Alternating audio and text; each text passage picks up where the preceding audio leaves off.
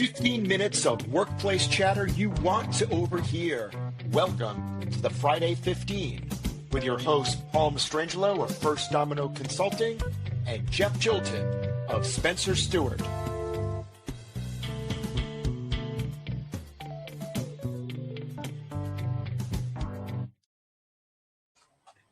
Hey, Jeff, last week we were talking about ethics and we got a little philosophical. We were really into it. We were sort of exploring it. But I think what we need to do this week is drill down and maybe think about, well, what kind of advice or terminology can we provide for leaders so that they can be better in terms of handling these ethical borderline situations and what they've got to do. What can you do? Can you make that happen? I will try to make that happen. I can't make any promises, but what I will say is that I think when we are talking about ethics from a leadership and employee perspective, I do think we have to think about from the employee perspective, it is about fairness, it is about justice, and whether or not the system is working or not. And is it working even more precisely for me versus just in general? And so I went down two paths in thinking about what we talked about last week from a more uh, tactical perspective. So one is equity theory, which basically is that we're kind of balancing what we're getting, what we're putting into our work and what we're getting out of our work, and is it coming up? And when people are looking at that from an ethical lens, if they feel like they're making a contribution that leading to something that's unfair, like whether it's unfair for me personally or maybe unfair to the world. Like I don't think we're treating our customers appropriately. We're cheating our customers. Then there becomes behavior to offset that. And equity theory would say that people will do any number of things. They will reduce input, right? So put less effort in, then I don't have that. That brings balance in one way. Another is attempting to increase the outcomes. Now that doesn't mean I'm necessarily putting more effort in, but what it means is that I'm asking for more from my company. So if I feel like the company is not being ethical or fair, then I can say we need to be treating our customers better, or we need to be paying people better and treating our employees better, or if it's about me giving me a raise or whatever I need to kind of rebalance things. So when we talk about increasing outcomes, it means actually making a demand of the organization to increase the weight of the other side of the scale, right? And then the last couple of things is people may just distort their perceptions. So that could be maybe we're not so bad after all, or everyone's unethical. We're the only way we're going to be competitive is if we actually break this, right? So last week we were talking about Anthropic and OpenAI. OpenAI employees might be thinking, well, someone's going to do it, why not us, right? That would almost be an example, I think, of distorting the perception. So it's not about the inequity, it's about, well, it's going to be this way no matter what. We might as well be the one to um, do it the best and handle it well. And then there's a level of extreme and inequity where people just check out altogether. And again, we see this historically with companies that have a history of being perceived as equitable or unethical. That people just like, I don't want to be affiliated, or I don't think that I can ever achieve balance and equity here, so I will leave. So that before I go into the other side about justice, which is related but different, just thinking about it from the employee perspective and the leader's reactions and relationship with employees, where do you stand on equity theory? Was Stacey Adams like have something in, was there something there, or was it just more org psychobabble that we get to play with? Yeah, I don't think it was psychobabble. You don't hear a lot about equity theory anymore, or maybe we're just old. I don't know. but I like the idea that there is a need for balance, right? So that's like a classic motivational theory, the idea of homeostasis. We need balance. And of course, the interesting thing was always, if I feel like I'm getting more than I deserve, then I'm going to give back. And of course, if I'm getting less than I deserve, I'm going to find a way to make things even.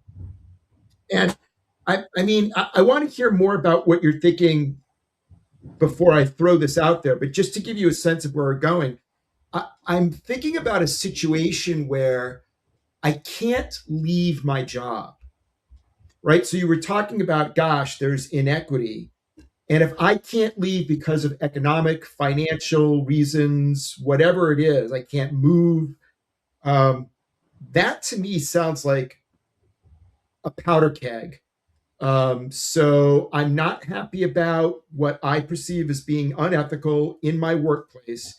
I can't leave it for a bunch of reasons, at least not right now. I think there's going to be a lot of motivation for me, perhaps, to take action.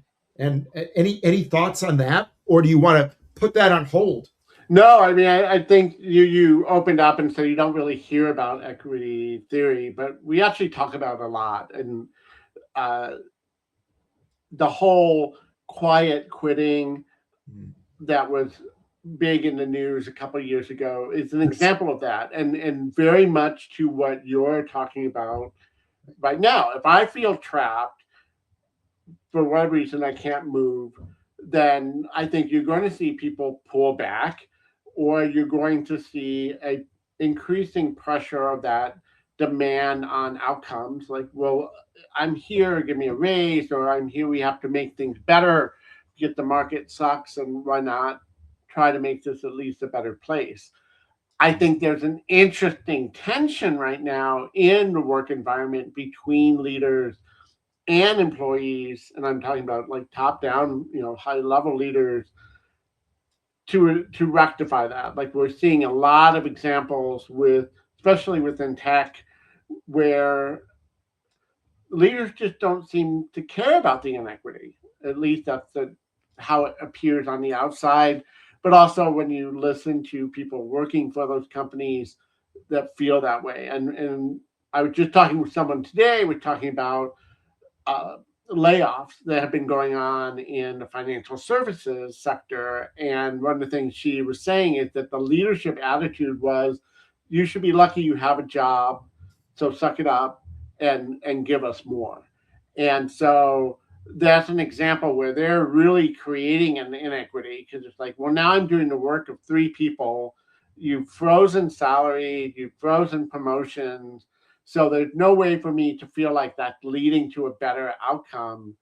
So something's going to give, and it's going to give in terms of focus or effort, or it can get destructive, right? People might start sabotaging or stealing, or some of the classic counterproductive work behaviors. Or we talked about violence, like that could get really intense and frustrated, and that frustration comes out in a negative way. So I do think it's very relevant to where a lot of organizations are right now, in the fact that we don't have, at least in the US, a really mobile job market. Right. People are afraid to move, even if they could move, and so I think you're getting this captive environment, and if it's not managed well, that powder keg, to your point, is gonna, you Yep. know, Yep. go. All right. I've got other questions, but what else have you got? Well, I got chest cold, but that's not what I think you were asking me. But I'm not uh, that kind of doctor, Jeff. yes, yes, yes. So the other thing that I was relating to was the idea of organizational justice, which is a little bit broader than just looking at the internal balance of equity that can go on, but it's how people can perceive different aspects of of justice or injustice. And one of the things that we have a paper coming out where we did some research looking at like 5 million different people across, I think it's like 40, 50 organizations, can't remember. But basically we were showing that when uh, justice was low or perceived fairness was low, that definitely had a negative impact on things like customer support and retention, engagement, and even business performance. So again, that relationship like this is important, not because it just feels good, but it has a negative consequence from a business perspective. If we're not really creating an environment where people feel is just, then that's going to have potentially ripple out and hold back on the customers or on their productivity or care in the work, conscientiousness, right? So, and when we look at justice, there's usually three buckets that we look at. So it's distributed justice, which is more just fairness of the outcome. So just so what we were talking about, am I being paid fairly for the work I do? And it's just sort of that in that equity, that internal sense of fairness.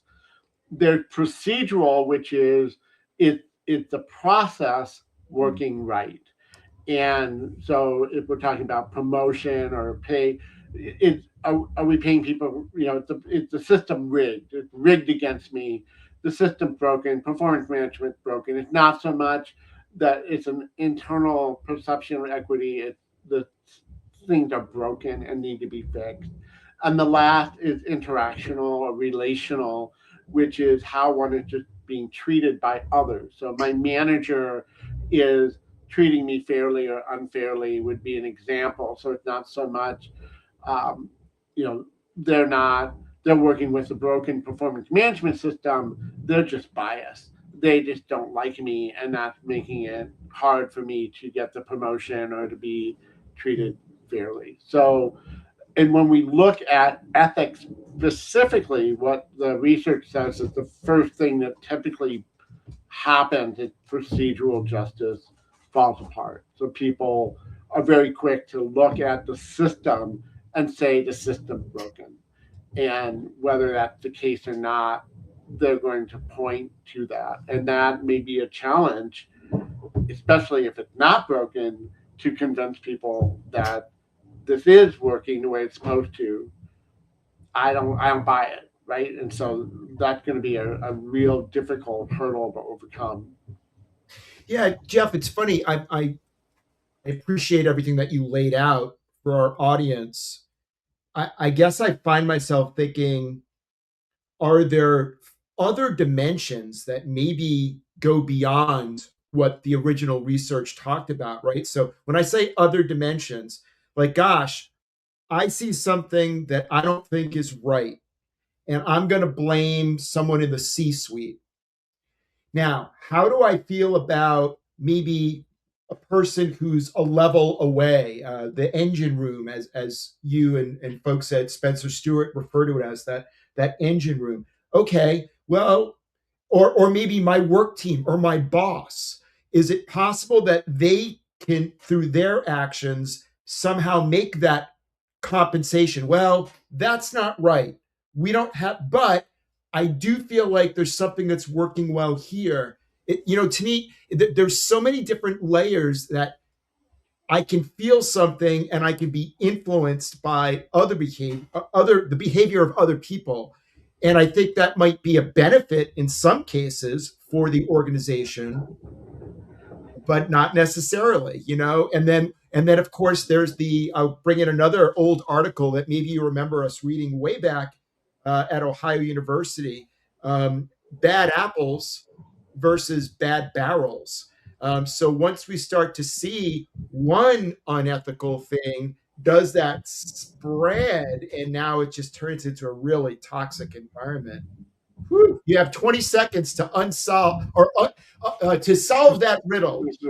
So, well, to say very, very quickly is that I think the way I've seen that play out is two things. I do see a lot of times when managers or interim leaders feel frustrated by the constraints of the system or the constraints of leadership, they're very quick to point the finger upward and say, leaders are making us do this, or this is coming from the top, rather than owning it themselves and trying to find a solution, right? Because they feel themselves, their hands are tied.